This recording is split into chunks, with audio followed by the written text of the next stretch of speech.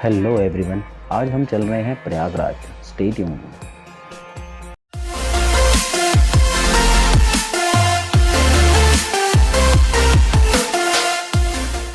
दिल्ली से approx 625 kilometre की दूरी पर बसा है कौशाम्बी यानी इलाहाबाद यानी प्रयागराज। और हमने अपने बैग पैक किए और चल पड़े कौशाम्बी कुंभ नगरी की ओर। इस बार हमने सोचा चूज़ करते हैं एक पब्लिक ट्रांसपोर्ट और हमने ली वोल्वो बसेस।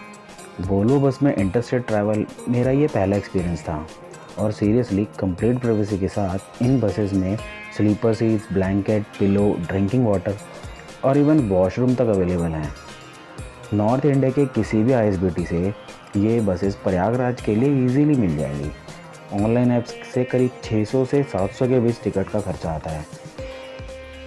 अपनी जर्नी स्टार्ट की कश्मीरी गेट दिल्ली से और नोएडा एक्सप्रेस वे से होते हुए हम पहुंचे अपनी कुंभ नगरी। हाईवे पे रात के सफ़र का अलग ही मज़ा है और हाईवे फूड का लाजवाब टेस्ट विद रीजनेबल प्राइस।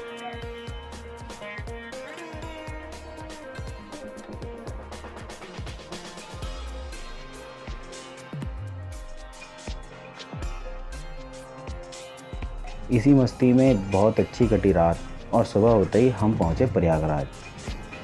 सुबह करीब 8 बजे प्रयागराज के सिविल लाइन बस स्टैंड पर पहुंचकर हमने होटल में चेक इन किया और रेडी होकर हम चल पड़े त्रिवेणी संगम की तरफ। अब क्योंकि हम लोकल ट्रांसपोर्ट यूज़ कर रहे थे इसलिए हमने ऑटो चूज़ किया, पर सभी ऑनलाइन कैब सर्विसेज अवेलेबल हैं। होटल और रूम्स हर प्राइस रेंज में अवेलेबल हैं, इसलिए हमने किसी स्पेसिफिक होटल को कैप्चर नहीं किया है। रोड्स और स्ट्रीट सब कुछ बहुत क्लीन और साफ़ सुथरा मिला।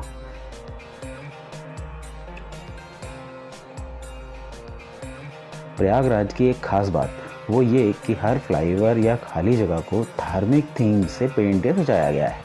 सिविल लाइन से करीब 5 किलोमीटर के डिस्टेंस से शुरू हो जाता है त्रिवेणी संगम का एरिया।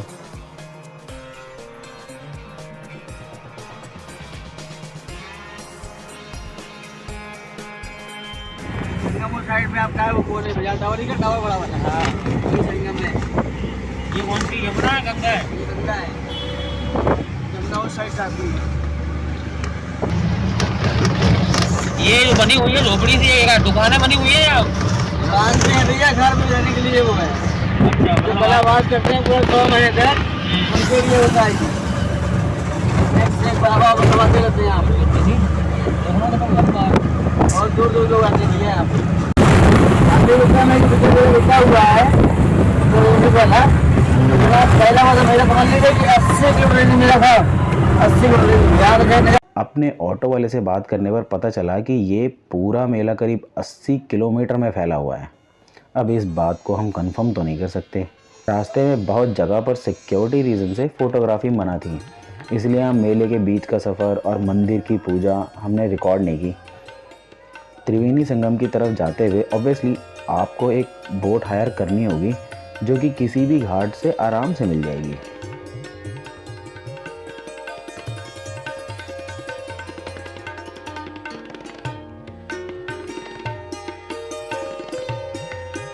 अगर आप अक्टूबर से मार्च के बीच में संगम पर जाते हैं तो आपको सीगल्स बहुत मिलेंगे और इनके लिए खाने के पैकेट भी घाट पर ही 10-20 रुपए में आसानी से मिल जाएंगे। अगर आप हिस्ट्री के स्टूडेंट रहे हैं तो शायद आपको पता होगा कि सदियों पहले इस जगह का नाम था प्रयाग, जो कि 16वीं सदी में अकबर ने बदलकर इलाहाबाद कर दिया। अब यूपी गवर्नमेंट ने बदलकर अपने पुराने नाम पर प्रयागराज रखा है। कहा जाता है कि महाभारत काल में इस जगह का नाम कौशाम्बी भी था। ये तो थी नाम की बात। यमुना नदी के पानी से होते हुए हम पहुँचे अपने यानी संगम पर। आप देख सकते हैं हाईलाइटेड एरिया जिसके एक तरफ गंगा है और दूसरी तरफ है यमुना। सरस्वती और गंगा पहले से ही एक दूसरे में समाहित हैं। बहरहाल पानी के बहाव और कलर का डिफरेंस साफ देखा जा सकता है। हम थोड़े बदकिस्मत थे कि हमें और आगे जाने नहीं दिया गया, क्योंकि सुबह ही कुछ लोग पानी में स्नान के लिए उतरे थे और उसमें से 2 लोग मिसिंग थे। वैसे संगम की एक गहराई बहुत है और नाविक से पता चला कि संगम की गहराई 40 फीट से भी ज़्यादा है। So please be careful. क्योंकि हम फेब में पहुंचे थे तो मौसम बहुत ही प्लेजेंट था और साथ ही हम नाविक से बात भी कर रहे थे। तब हमें पता चला कि कैसे लोगों को कुछ लोग यहाँ बेवकूफ़ भी बनाते हैं। उसके लिए होता यूँ है कि किसी भी पैसेंजर को प्राइस बताया जाता है करीब 2500 रुपये पर पर्सन, और ये लोग बोट वाले को सिर्फ 200 रुपये पर पर्सन ही देते हैं। वैसे ये पूरा प्रोसेस किसी कॉन्ट्रैक्टर को दिया गया है, जिसमें फ़िक्स रेट है 200 रुपये नाविक के और 400 रुपये कॉन्ट्रैक्टर के। पर ये लोग प्राइस बहुत ज़्यादा बताते हैं। नाविक से ये भी पता चला कि वो लोगों को डायरेक्ट अप्रोच नहीं कर सकता। हम लोग मजदूरी ही करते हैं, कोई पूरा पैसा नहीं पाए। देखो 400 ले गया ना, मेहनत का 200 ही हमको मिलेगा। तो वो 400 का दलाल था, दलाल ठेकेदार का आदमी। ठेकेदार, यहाँ ठेकेदार भी है। ये ठेका हुआ ना इसका पूरे का, नाव वाव का। साला 2500 रुपये मांग रहा है। 2500 में आपको कितना मिलता? तो अभी हमको 200 मिलता है, चाहे 10,000 दे। तो आप ही डायरेक्ट ले लेते 500 में, जो हम ही आपको दे देते। हम डायरेक्ट कभी आ ही नहीं सकते आपके पास, हम अपने नाव के पास ही रहते। अच्छा, कमाल है यार।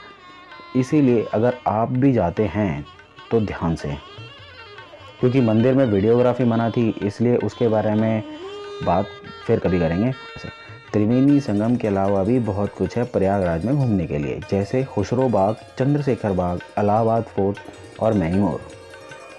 और इसी के साथ शाम होते ही हम सिविल लाइन से हम वापस आ गए दिल्ली।